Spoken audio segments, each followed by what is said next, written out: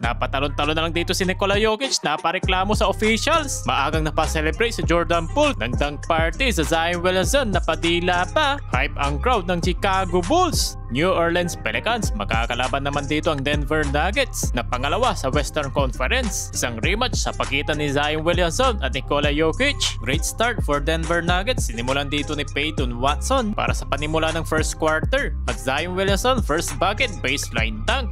26% good pass.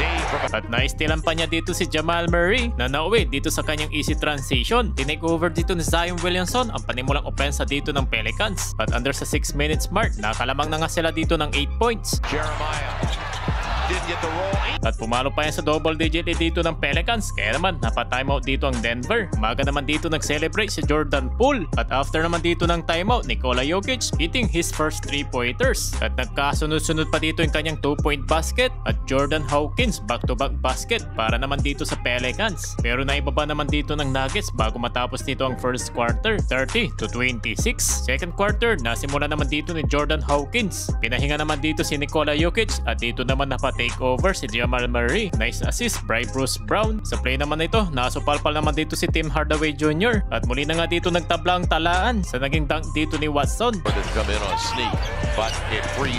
Zion Williamson, nalusutan naman niya dito si Alvarado. Kaso Nuggets, 3 beses ditong kumana mula sa corner 3. Same spot, same results. Leading scorer si Peyton Watson with total of 17 points. At wala nang isang minuto, dito naman nakalamang ang Nuggets. Pero nagpahabol pa dito ng 3 si Trey Murphy. End of the second quarter, 62-58. Sa entering naman dito ng third quarter, sinimulan dito ni Jamal Murray para sa opensa ng Nuggets. At nice assist niya dito kay Jokic. Muli na naman ditong nakakuha ng momentum ang visiting team at pumalo ulit sa double digit lead. Pero under sa 8 minutes mark, buti na lang nakabawi naman dito ang Pelicans. Mula naman dito kay Trey Murphy, 3 sunod na 3 dito ang kanyang naipasok. Pero nahirapan sila ditong ibaba yung double digit lead dito ng Nuggets. Yun nga lang, napareklamo dito si Jokic na tawagan ng foul, patalon-talon parang damulag with total of 16 points, 45% from the field goal. Wala nang isang minuto, na turnover pa si Zion Williamson. Nice assist by Nikola Jokic to Bruce Brown in transition. Before end of the third quarter, nakakapagtala pa siya dito ng kanyang assist to Watson, 97-83. Sa final fourth quarter, muli naman dito nag-run ang Denver Nuggets. Sa pangunguna na nga dito ni Nikola Jokic, lahat ng yan, dinadaan niya na nga dito sa assist. Malapit na siya dito mag-triple-double. Under sa 3 minutes, 116-99. Lumalaban pa dito ang New Orleans Pelicans. At under sa 2 minutes mark, naibaba pa nila dito sa single digit. At Zion Williamson, pinostihan itong forward ng Nuggets. Nag-alanganin na dito ang Pelicans sa mid-range ni Valanciunas. Pero yun nga lang, nakapag-commit siya dito ng foul and 1 basket na Sekenaji. Pero yun nga lang sa dulo, nalungkot na lang dito sa Zion Williamson, napadila na lang. Triple-double performance ni Nikola Jokic with 28 points, 11 rebounds at 12 assists. Naka-bounce back ang Denver Nuggets mula sa pagkatalo nila sa Chicago Bulls. Speaking Chicago Bulls, naging mainit yung kanilang labanan ng Portland Trail Blazers. At wala na nga ditong isang minuto, nakalamang pa dito ang Portland. Last 12 seconds, 4-point lead pa dito ang inahabol ng Bulls. At nang maswerte, naipasok pa dito ni Kobe White yung kanyang 3-pointers. At sa play naman ito ng last 4 seconds, eto mga idol, yung sunod na nangyari. White into the lane, kick it outside, Vucevic for the win, got it.